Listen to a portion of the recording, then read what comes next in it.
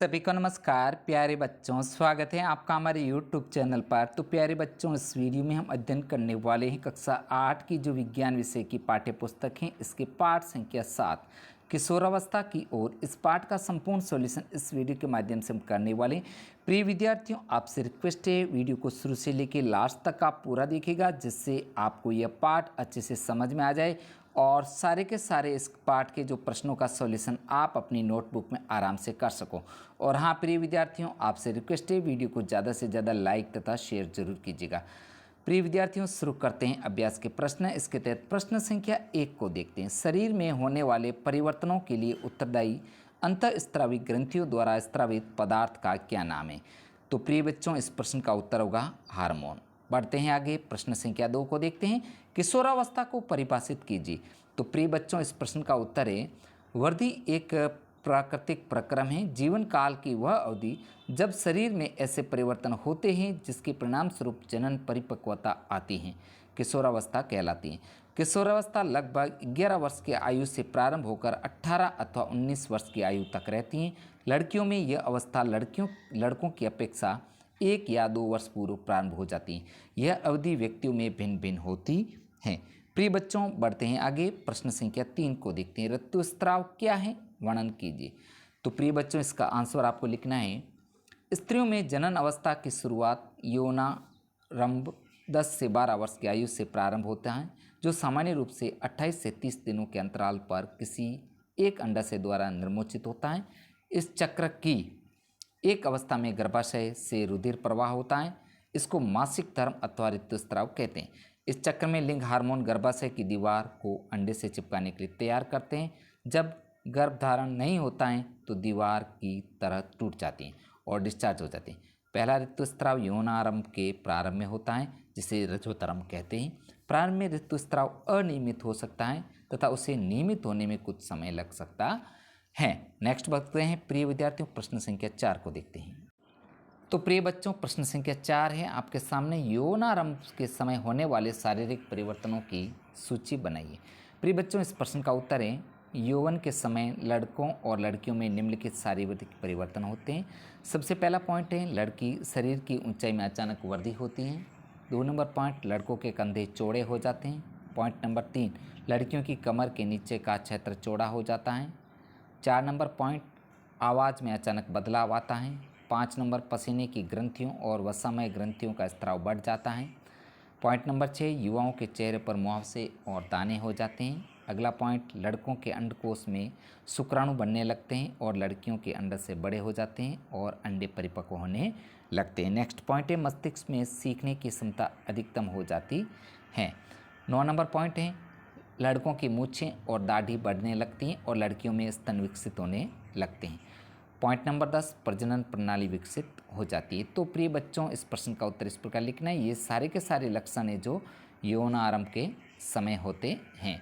बढ़ते हैं आगे प्यारे बच्चों, प्रश्न संख्या 5 को देखते हैं। 2 कॉलम वाली एक सारणी बनाइए जिसमें अंतःस्रावी ग्रंथियों के नाम तथा उनके द्वारा स्रावित हार्मोन के नाम को दर्शाइए। तो प्यारे बच्चों, यहाँ पर अंतःस्रावी ग्रंथियाँ और यहाँ पर हार्मोन लिखना है आपको। तो यहाँ पर आपको मैं बता दें, पीयूष ग्रंथि से कौन सा हार्मोन होता है? वृद्धि हार्मोन। थायराइड ग्रंथि से थायरॉक्सिन हार्मोन। एड्रिनल ग्रंथि से एड्रीनल हार्मोन और अग्नाशय ग्रंथि से इंसुलिन हार्मोन स्रावित होता है। आगे है वर्षण पुरुष से टेस्टोस्टेरोन और अंडाशय एस्ट्रोजन। इस प्रकार ये हार्मोन स्रावित होते हैं इन ग्रंथियों से। बढ़ते हैं आगे प्यारे बच्चों, प्रश्न संख्या 6 को हम देखते हैं। लिंग हार्मोन क्या है, उनका नामकरण इस प्रकार क्यों किया गया है, उनके प्रकार बताइए।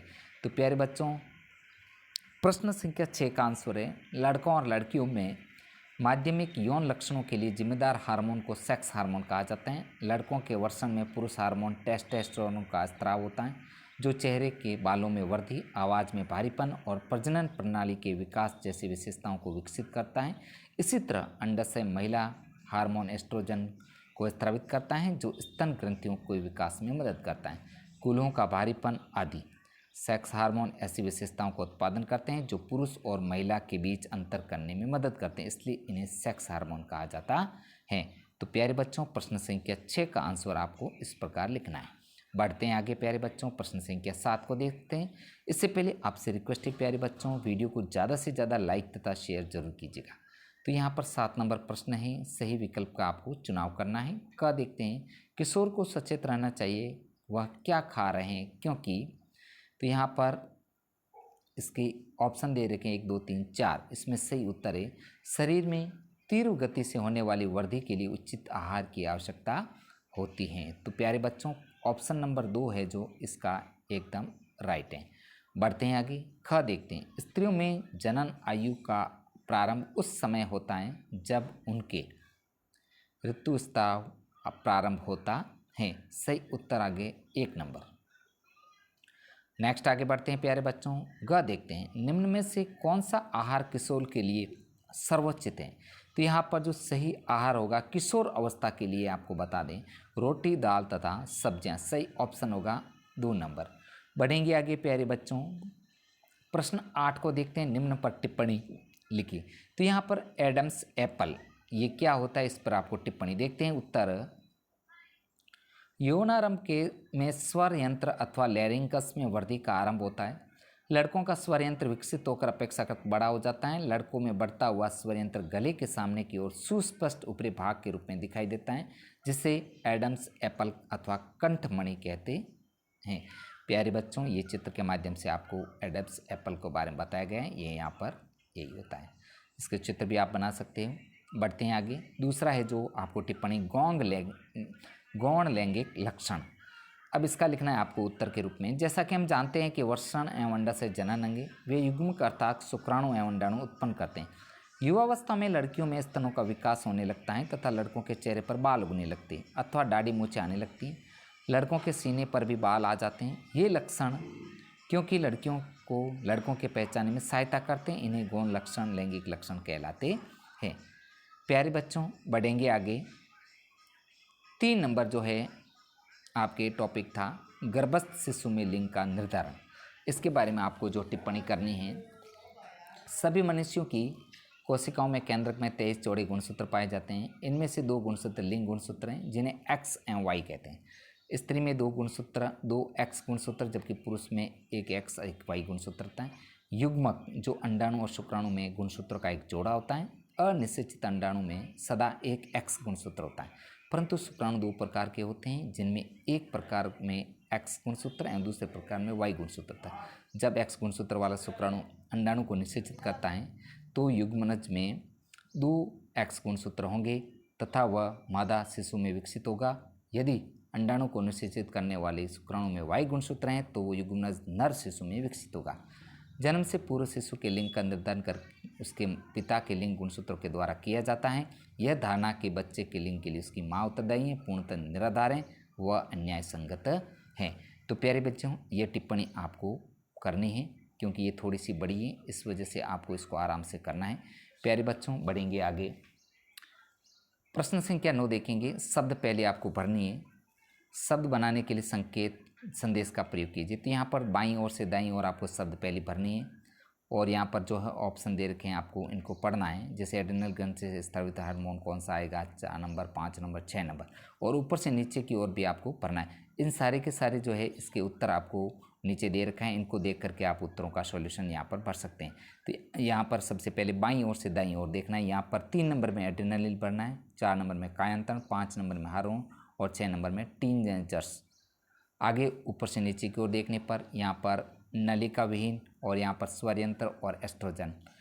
बढ़ेंगे आगे प्यारे बच्चों, प्रश्न संख्या 10 को देखेंगे। नीचे दी गई सारणी में आयु वृद्धि के अनुपात में लड़कों एवं लड़कियों की अनुमानित लंबाई के आंकड़े दर्शाए गए।